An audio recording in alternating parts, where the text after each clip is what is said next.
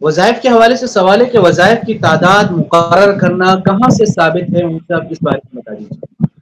دیکھیں کچھ وظائف یا اذکار تو حدیث میں منقول ہیں اور اس میں تعداد بھی منقول ہے، جیسے کہ سبحان اللہ، الحمدللہ، لا الہ الا اللہ، اللہ اکبر، 100 مرتبہ پڑھنے کی فضیلت حدیث میں صراحتاً وارد ہے۔ تو کچھ اذکار کے تو عدد حدیث میں منقول ہیں، تو اس میں تو کوئی شبہ کرنے کی گنجائش نہیں ہے۔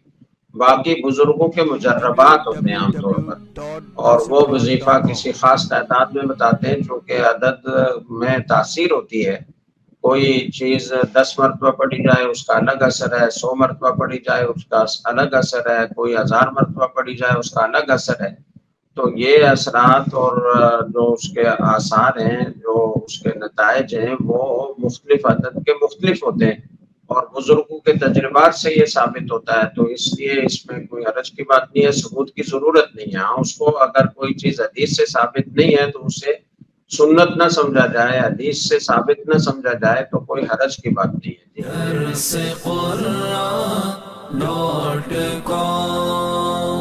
www.darsequran.com